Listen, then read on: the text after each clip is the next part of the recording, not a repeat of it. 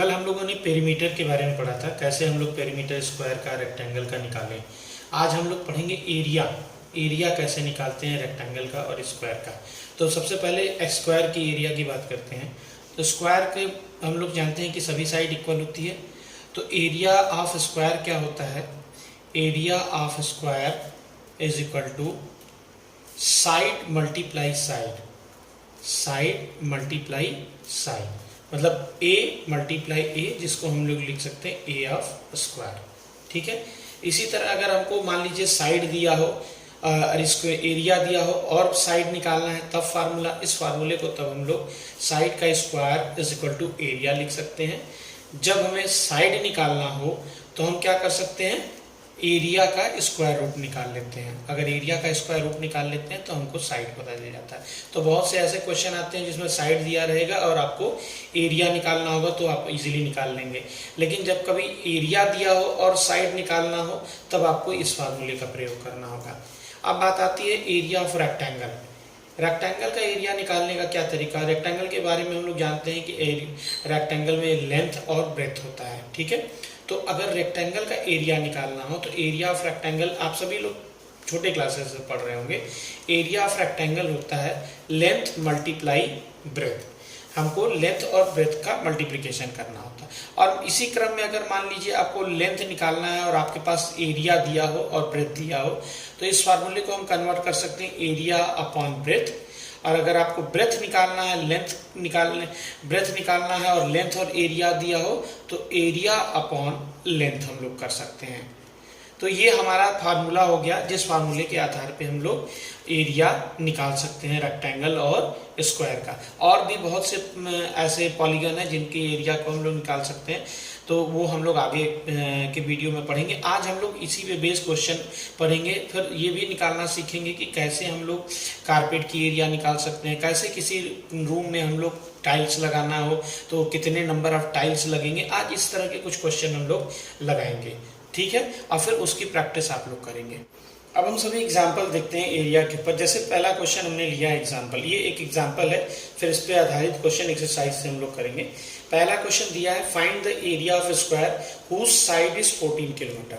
अब हमें एरिया निकालना है स्क्वायर का। तो एरिया ऑफ स्क्वायर का फार्मूला क्या होता है? Area of square is equal to side multiply side. सभी को पता है, साइड मल्टीप्लाई साइड। अब साइड हमें कितना दिया हुआ है यहाँ पे? 14 किलोमीटर। तो हम लिखेंगे 14 किलोमीटर मल्टीप्लाई 14 किलोमीटर। अब 14 का स्क्वायर कितना होता है बच्चों? सभी को पता है, बताइए। 196 किलोमीटर स्क्वायर हमको लिखना होगा इस प्रकार से। ठीक है। अब आते हैं, इसी तरह दूसरा क्वेश्चन दे रखा है कि rectangle whose length is 42 centimetre and breadth is 25 centimetre. तो हम एरिया ऑफ रेक्टेंगल निकालेंगे। Area of rectangle is equal to क्या होता है बच्चों? कमेंट में लिखिए, लेंथ मल्टीप्लाई ब्रेथ। लेंथ कितना हो गया? 42 सेंटीमीटर। ब्रेथ कितना हो रहा है? 25 सेंटीमीटर। अब जल्दी से कमेंट में ये लिख के बताइए कि इसका कितना कैलकुलेशन आ रहा है, इसको मल्टीप्लाई करने पे कितना आ रहा है। सभी लोग मल्टीप्लाई करके हमको तुरंत जवाब दीजिए। अब एक क्वेश्चन हम लोग लेते हैं। अब देखिए, एप्लीकेशन बेस्ड क्वेश्चन है इस एरिया का। इसमें क्या लिखा हुआ है? लिखा है कि a room measures 12 metre multiply 9 metre. The floor of the room is to be covered by marble tiles measuring 45 centimetre by 13 centimetre. How many tiles are needed? कितनी टाइल्स की जरूरत पड़ेगी इस रूम में लगाने के लिए? तो सबसे पहले हमको ये पता है कि रूम का मेजरमेंट क्या है। रूम का लेंथ दे रखा है, लेंथ कितना दे रखा है? 12 मीटर। और ब्रेथ कितना दे रखा है? 9 मीटर। तो सबसे पहले हम सभी को एरिया किसका निकालना होगा? एरिया ऑफ रूम, क्योंकि उसी में हमें टाइल्स लगाना है। तो एरिया ऑफ रूम क्या हो जाएगा? 12 मल्टीप्लाई 9, लेंथ मल्टीप्लाई ब्रेथ होता है। तो 12 मल्टीप्लाई 9 कितना हो जाएगा? 108। Now will find that the area of tiles. ठीक है। अब एरिया ऑफ टाइल्स निकालना होगा। एरिया ऑफ टाइल्स कितना हो जाएगा? 45 centimetre length is there, 30 centimetre breadth है। तो 45 मल्टीप्लाई 30 कैलकुलेट इसको, ये चूंकि सेंटीमीटर में है और ये मीटर स्क्वायर में है, तो हमको इन चीज़ों का ध्यान रखना होगा कि या तो हम दोनों चीज़ों को सेंटीमीटर में बदल लें या दोनों को हमें मीटर में बदल लेना होगा। तो हम पहला काम करते हैं, इसी को मीटर में बदल लेते हैं। तो इसको मीटर में बदलने के लिए हमें क्या करना होगा, 100 से डिवाइड भी कर देना होगा। अब हमें निकालना क्या है, हमें निकालना है नंबर ऑफ टाइल्स। तो नंबर ऑफ टाइल्स निकालना है, तो नंबर ऑफ टाइल्स पहले ये देखना है कि हमें टाइल्स कहाँ लगाना है। तो हमें टाइल्स लगाना है रूम में, तो रूम की एरिया को पहले हम लिख लेंगे, एरिया ऑफ रूम। अब उस एरिया ऑफ रूम को, अच्छा टाइल्स का मेजरमेंट क्या है वो देखना, हमें कितनी टाइल्स लगाना है, तो हमें एरिया ऑफ टाइल्स लिख लेना होगा। इससे हम नंबर ऑफ टाइल्स पता कर सकते हैं। तो अब नंबर ऑफ टाइल्स में सबसे पहले हमने लिख लिया 108 मीटर स्क्वायर एरिया आया है, ये एरिया है टाइल्स रूम का। और टाइल्स की एरिया क्या है 45 मल्टीप्लाई 30, और ये ऊपर चला जाएगा which is equal to 100 multiply 100। ठीक है, अब हमें कैंसिलेशन कर लेना है, इसको कैंसिल कर लीजिए। अब देखिए कि कितना आता है। अब ये कैलकुलेशन करके आप सभी बताइएगा कि मैं लिख दे रहा हूँ 10 मल्टीप्लाई 100 अपॉन 45 मल्टीप्लाई 3। अब ये कैलकुलेट करके आप सभी हमें बताइएगा कमेंट में कितना टाइल्स लगाया जाना है। अब ये क्वेश्चन 18A में दिया हुआ 10वां नंबर क्वेश्चन है। क्वेश्चन है कि study the layout of a house in the given diagram and answer the following question. अब ये डायग्राम दे रखा है जिसमें कि एक बेडरूम ये है, एक बेडरूम ये है, ये बाथरूम है, ये किचन है, ये लिविंग रूम है। ठीक है, यहाँ से ये टोटल डिस्टेंस 14 सेंटीमीटर है, और इधर से बाइफर्केशन दिया ये 4 मीटर, ये 2 मीटर, ये 4 मीटर, 4 मीटर है। ठीक है, यहाँ से ये 6 मीटर, ये 3 मीटर। ठीक है, तो बाकी कितना बचा, 6 + 3 9, टोटल 14 है, तो ये आपका आ जाता है 5 मीटर। ठीक है, तो इनको पहले लिख लेना है। अब हमें एरिया निकालना है बाथरूम का, किचन का और बेडरूम का। तो सबसे पहले हम एरिया ऑफ बेडरूम निकालते हैं। Area of bedroom 1, length multiply breath. ठीक है, लेंथ यहाँ पे क्या दिया है 6 मीटर, और ब्रेथ कितना दिया हुआ है 4 मीटर। इसको मल्टीप्लाई कर लेते हैं, ये आ जा रहा है 24 मीटर स्क्वायर। बेडरूम 2 का भी एरिया इसी के साथ निकाल लेते हैं। एरिया ऑफ बेडरूम 2, उसको भी देखा जाए तो 4 मीटर और 6 मीटर का लेंथ है। तो फिर अगेन 6 मीटर मल्टीप्लाई 4 मीटर कितना आ जा रहा है 24 मीटर स्क्वायर। अब हमें निकालना है area of bathroom. Area of bathroom, अब एरिया ऑफ बाथरूम कितना है देख लीजिए। बाथरूम की चौड़ाई, लंबाई है 3 और चौड़ाई है 4। तो length multiply breadth 4 multiply 3 and it's coming 12 metre square. ठीक है, अब हम लोग निकाल लेते हैं एरिया ऑफ किचन। किचन का एरिया भी देख लेते हैं कितना आया हुआ है। लेंथ मल्टीप्लाई ब्रेथ, लेंथ कितना दे रखा है 5 मीटर, और ब्रेथ कितना है 4 मीटर। तो 5 मीटर मल्टीप्लाई 4 मीटर कितना हो गया 20 मीटर स्क्वायर। अब टोटल एरिया हमको निकालना है, तो टोटल एरिया कितना हो जाएगा 24 metre square plus 24 metre square plus 12 metre square plus 20 metre square. इनको जोड़ने पे हमारा आता है 80 मीटर स्क्वायर। क्वेश्चन में नेक्स्ट पार्ट है what is the perimeter of living room. अब पेरीमीटर पूछ रहा है, पेरीमीटर लिविंग रूम का हमको निकालना है।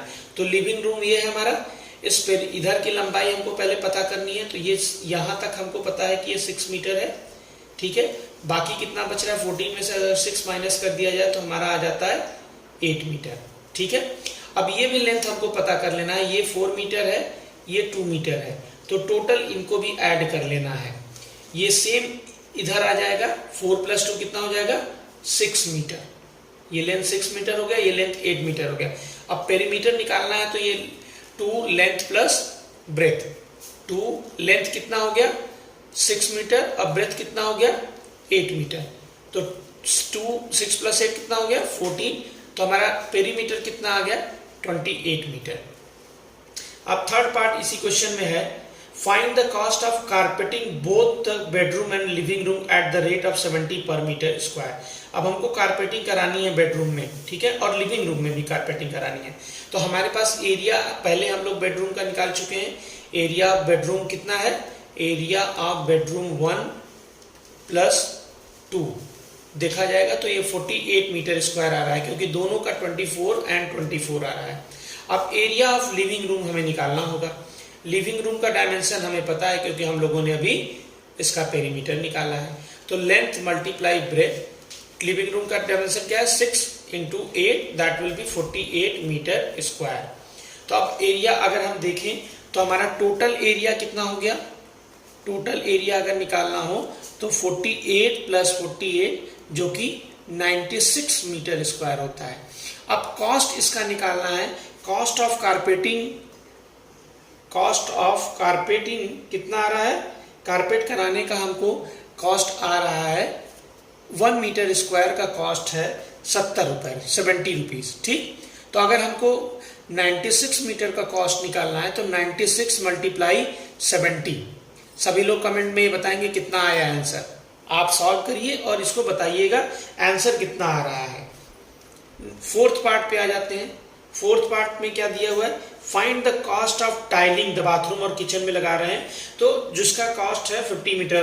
अब हमारे पास बेडरूम का एरिया है, एरिया ऑफ बेडरूम कितना है, कमेंट में बताइए एरिया बेडरूम कितना आ रहा है टोटल, हम लोगों ने अभी निकाला था 48 मीटर स्क्वायर।